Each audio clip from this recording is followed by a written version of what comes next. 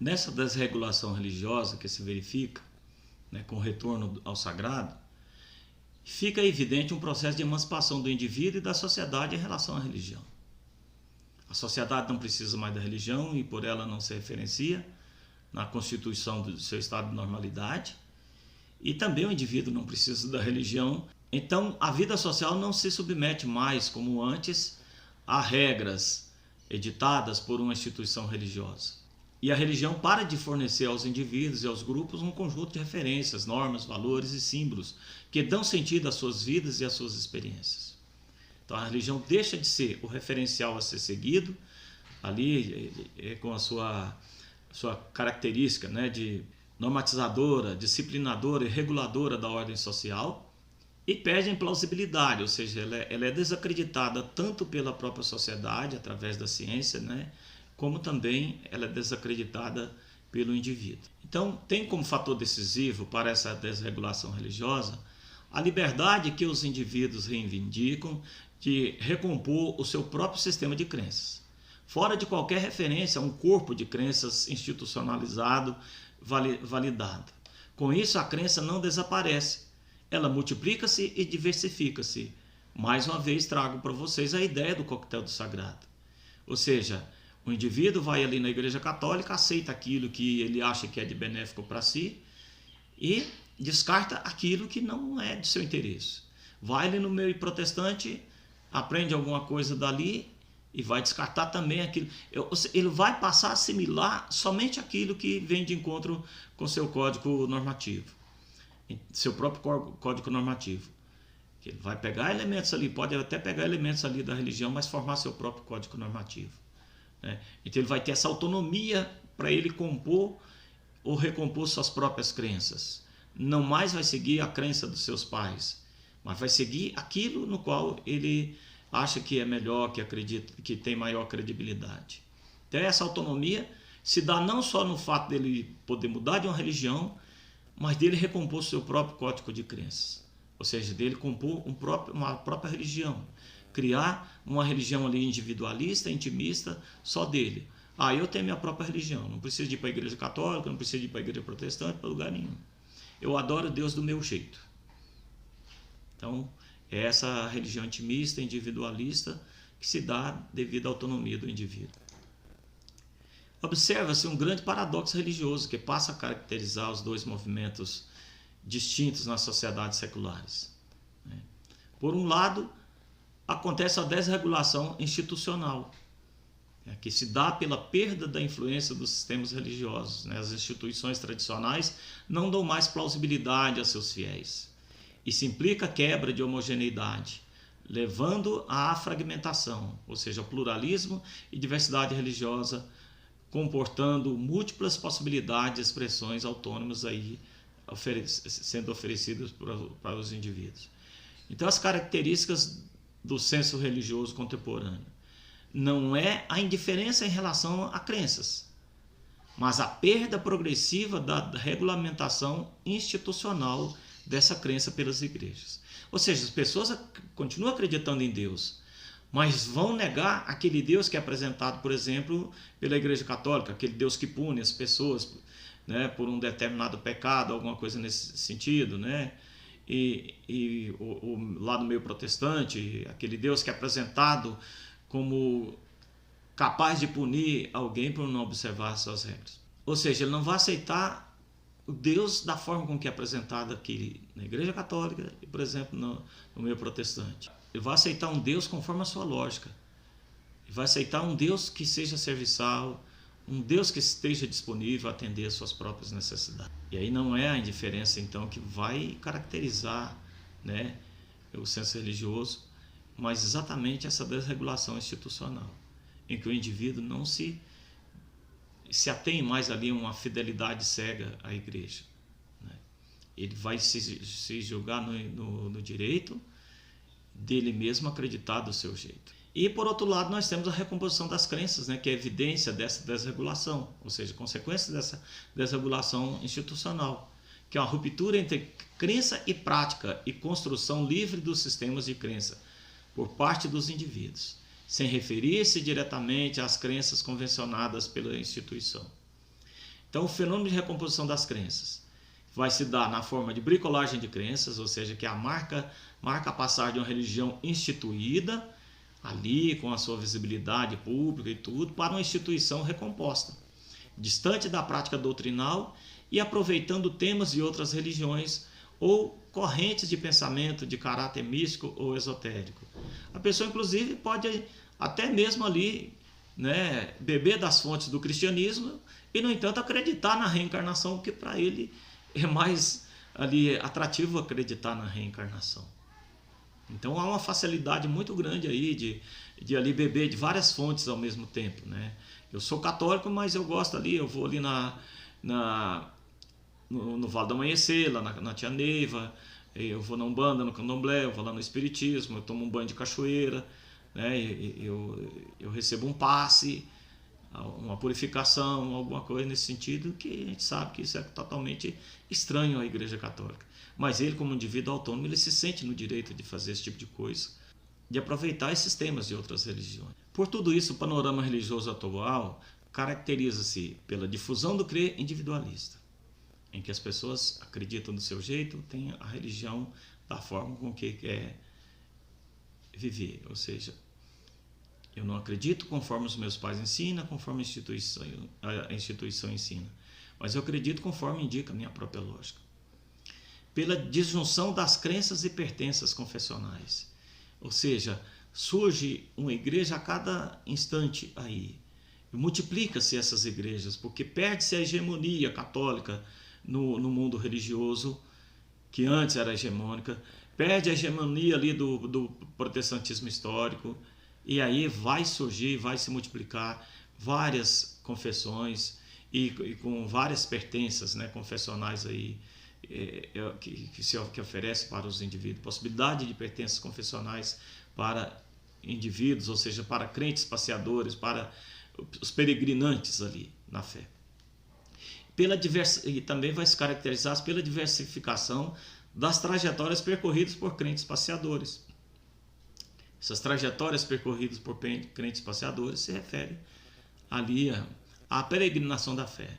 Eu não gostei dessa igreja, eu vou para aquela ali. Não gostei daquele pastor, eu vou mudar para aquela outra igreja. Não sei o que tem e tal. Isso acontece dentro da própria igreja católica. Sem sair da igreja católica, um fiel vai ali de paróquia em paróquia mudando, porque eu não gosto desse padre, então eu vou para aquele ali que eu acho mais simpático. Chega lá, o problema não está no padre, está em si mesmo, vai ter problema também com o padre, e assim por diante.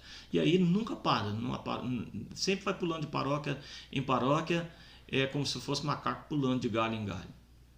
Porque o problema está nele mesmo, não está no sacerdote, né? Não está na paróquia, não está na comunidade que não aceita.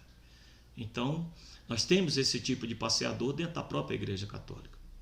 E há uma pulverização de identidades religiosas individuais.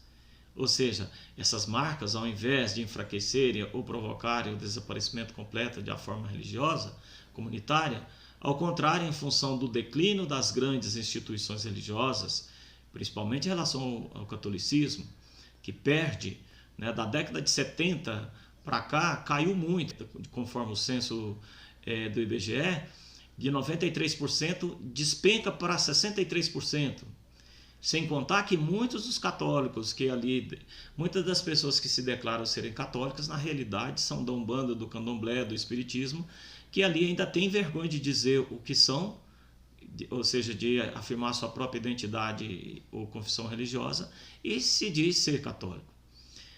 Então, ao contrário disso, né, em função do declínio das grandes instituições religiosas, enquanto reguladoras da vida de seus fiéis, que reivindicam a autonomia de sujeitos que creem, assiste-se uma efervescência de grupos, redes e comunidades dentro das quais indivíduos trocam e validam mutuamente suas experiências espirituais.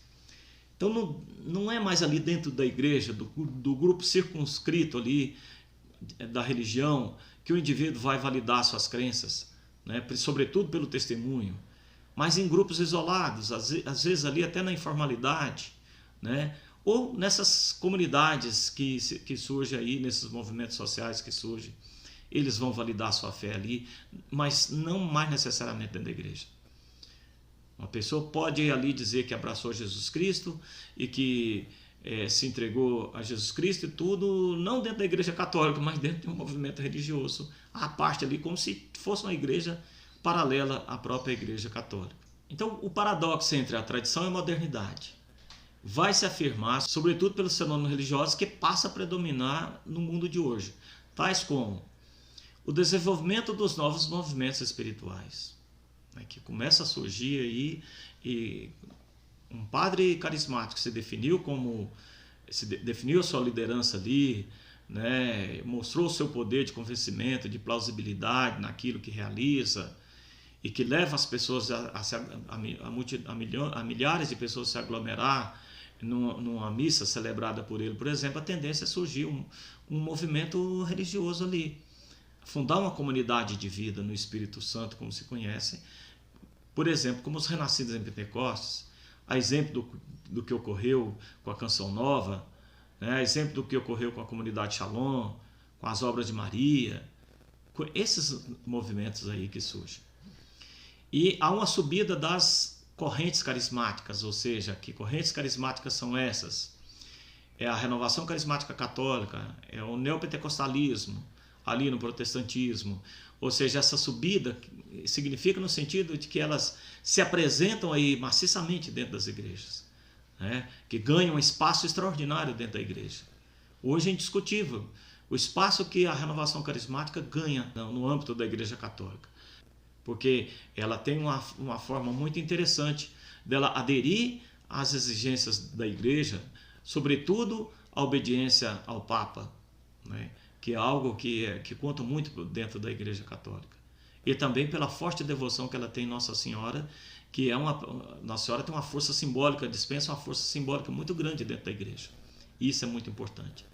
Também o renovamento das peregrinações, porque vai surgir, devido ali à questão esotérica, a questão mística que surge aí no momento, né?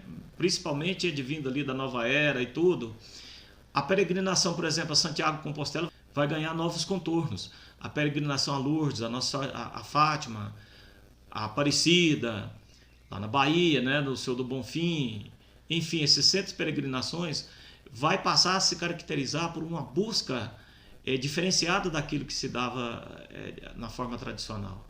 Vai surgir aí o turismo religioso, por exemplo, em que pessoas são movidas, né, aí a busca da questão da mística e não propriamente em função de uma questão de devoção. Então vai mudar o cenário religioso aí, essa renovação das peregrinações, que as pessoas serão motivadas não por uma devoção religiosa, mas por uma questão na busca ali do sentido místico nessas peregrinações. E o sucesso dos livros de inspiração esotérica nas livrarias, ao ponto de hoje você chegar num supermercado e se deparar com livros ali de autoajuda, uma prateleira de livros de autoajuda, né? Em alguns supermercados é possível ver isso. Ou mesmo nas próprias livrarias. Você entrou numa livraria, a primeira coisa que você se depara ali, que seu olhar se depara, é com livros de autoajuda. Inclusive ali temos livro do Padre Marcelo, do Padre Fábio de Mello, né? Paulo Coelho. Isso aí são livros de autoajuda. São aqueles livros que eu diria assim, água com açúcar.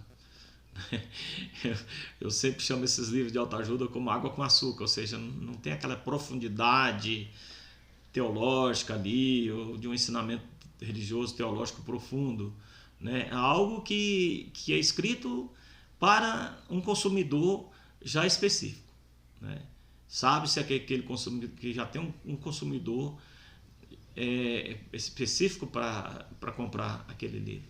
Então, esses livros de inspiração esotérica vai fervilhar ali nas livrarias e até mesmo em supermercados, né? Vão ser vendidos aí aos montes, porque as pessoas vivem de uma fé light, de uma religião light, e vão querer também uma literatura igualmente light, né? Para formar sua espiritualidade também light. Essas tendências de disseminação das crenças não implicam reatamento com o universo religioso tradicional, que perde plausibilidade na modernidade. Sinaliza, sim, uma perda de sua capacidade social e cultural de imposição e regulação das crenças e práticas, num universo que se caracteriza ao mesmo tempo pela aceleração da mudança social e cultural que nós assistimos no momento, né? E pela afirmação da autonomia do sujeito. Então, instituição alguma pode eternamente prescrever aos indivíduos e à sociedade um código unificado de sentido, e ainda menos impor-lhes a autoridade das normas que daí são deduzidas. Mas sinalizando aí uma continuidade da tradição na pós-modernidade, né, nós vamos ter que a individualização da crença e a autonomia do indivíduo não farão desaparecer a realidade das instituições religiosas de exercer a sua função social, contribuindo para a formação das identidades sociais. Porque da mesma forma que a modernidade coexiste com a tradição, a disseminação das crenças vai coexistir com a preservação dessas identidades. Até certo ponto. Por quê?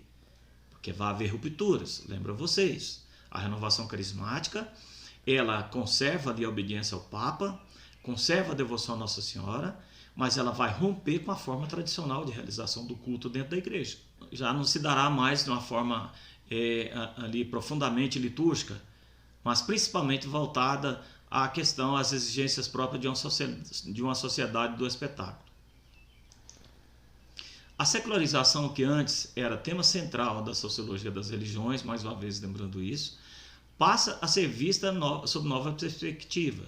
Se antes era vista sob um duplo processo de secularização, ou seja, da redução racional do espaço social da religião, provocada ali pela secularização, né, fomentada ali pelos valores da ciência, e a redução individualista das escolhas religiosas.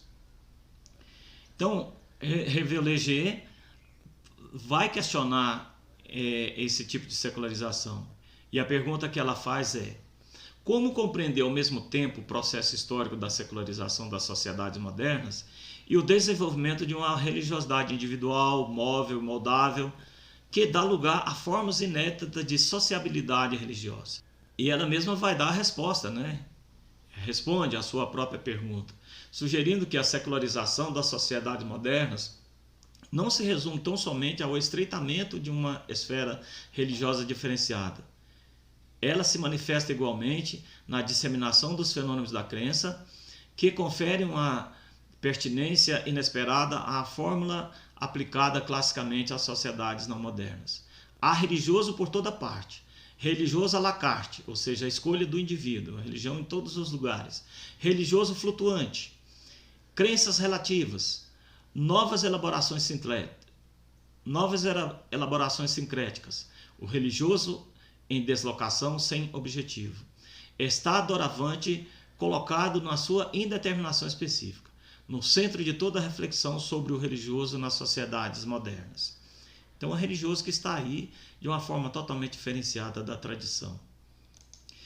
Sob nova perspectiva de análise, então, nós teremos que a secularização pós-moderna ela não implica a perda de religião na modernidade. A religião continua, só que de um modo diferente. Significa o conjunto de processos de recomposição das crenças, que tem como motor, como motivação, a insaciabilidade das experiências que ela suscita, tendo como condição cotidiana a incerteza ligada à procura interminável dos meios de satisfazê-las. Ou seja, a religião oferece uma coisa, né, para dar sentido à vida das pessoas, mas várias são as ofertas de sentido que as religiões colocam à disposição do indivíduo. E também vários são os meios de satisfazer essa procura. Um meio de satisfazer a procura da cura, por exemplo, na religião hoje aqui em Brasília, são as velas de Pentecostes. Então não tem nenhum pastor, não tem nenhuma outra igreja aqui em Brasília, nem mesmo católica, que ofereça algo em potencial para a cura de um indivíduo do que as velas de Pentecostes. Então, os meios de satisfazer a busca ali pela cura pela cura ou libertação são vários oferecidos, mas a que tem mais potencial hoje aqui em Brasília, por exemplo, são as velas de Pentecostes. Isso, eu sempre estou citando essa questão porque é muito forte aqui em Brasília, é um exemplo que nós temos nosso aqui mesmo, né? Então, o que caracteriza a sociedade hoje? Não é a indiferença à crença, mas que o fato de crer escapa ao controle das igrejas. Ou seja, o próprio católico passa a crer do seu jeito. Mesmo sem sair da igreja, ele passa a acreditar no seu jeito. Ele vai aceitar aquilo que a igreja propõe, que vem de encontro aos seus interesses, e vai negar aquilo que fere seus interesses. Ou seja, o crer escapa ao controle das igrejas e instituições religiosas tradicionais. Então, a paisagem religiosa atual se dá paralelamente a uma tendência de individualização e subjetivação das crenças, que acontece aí uma proliferação incontrolada de crenças. Claro, evidente, que quando o indivíduo, como ele é autônomo e cada cabeça é uma cabeça pensante, né, as crenças vão se multiplicar. A crença no mesmo Deus vai haver uma multiplicidade de interpretação de quem seja esse Deus. A multiplicidade de visões de mundo ali religioso e daquilo que ensina a religião. Então vai fervilhar isso aí na sociedade, ao ponto de você, se for querer impor sua ideia de Deus para uma pessoa, a pessoa vai dizer assim, olha, fique com teu Deus que eu ficarei com o meu. Porque ele já tem uma ideia preconcebida de quem é esse Deus. Embora essa ideia seja feita a partir de um monte de conceitos ali que ele aglutinou em torno de um só. Ou seja, no processo de bricolagem, vai pegando um pouco de conceito de Deus aqui na Igreja Católica, outro ali no Protestante, outro lá na Umbanda, no Candomblé, no Espiritismo, e forma a sua única ideia de Deus. E que para ele se basta essa única ideia de Deus. No que se refere à tradição e à modernidade, verifica-se uma dicotomia. Afinal, para existir a sociedade moderna, ela vai necessitar da tradição, que compõe toda uma referência à memória autorizada, que passa de geração em geração, fazendo ali se presente no inconsciente coletivo. Então a modernidade não vai desfazer daquilo que prescreve a tradição. Vai haver mudanças, mas não se desfaz totalmente. Então a tradição está impregnada do religioso, que permite a superação da oposição entre tradição permeada pela religião e a sociedade moderna que as desencanta. E o fenômeno religioso que caracteriza a superação dessa dicotomia é o que convencionou se denominar no meio das ciências da religião, né, de retorno do sagrado, retorno do religioso, dessecularização, ou seja, o oposto à secularização, reencantamento do mundo, que é, né, o oposto do desencantamento, ou seja, o mundo foi desencantado, agora é reencantado. Reencantado com o quê? Né, com a presença de elementos ali próprios da magia. Né? A ressacralização, aquilo que foi dessacralizado, a natureza, por exemplo, passa a ser sacralizada. A ideia aí do panteísmo, mesmo neopanteísmo, que Deus contém todas as coisas contêm em si Deus. Há uma remagificação, ou seja, que é esse retorno da magia. Tudo isso aí para delinear o que é esse fenômeno do religioso pós-moderno. Então, sobre a superação da dicotomia entre tradição e modernidade, há um consenso entre os pesquisadores de que a transmissão de crenças e valores de geração em geração é condição de sobrevivência de qualquer sociedade. Porém, continuidade não significa imutabilidade. Embora a religião tradicional continue, há mudanças em seu seio. Em qualquer sociedade, a continuidade assegura-se sempre na e pela mudança. E essa mudança opõe inevitavelmente as novas gerações às antigas. Por exemplo, antigamente se tomava bênção aos pais. Hoje, mesmo conservando o respeito devido aos pais, os filhos já não pedem mais a bênção aos pais. Então mostra claramente aí uma mudança, né? Uma ruptura aí da forma tradicional de ser dentro da própria família. E esta mudança opõe inevitavelmente as gerações novas e antigas. Mesmo que isso implique essa superação da oposição entre modernidade e tradição. Ou seja, mesmo que haja presença da tradição na modernidade, ela não se dá na forma absoluta como era. Sempre vai haver mudanças, sempre vai haver ruptura, assim como se verifica nas famílias de hoje. Muito obrigado a vocês, tenham uma santa e abençoada semana e até a próxima.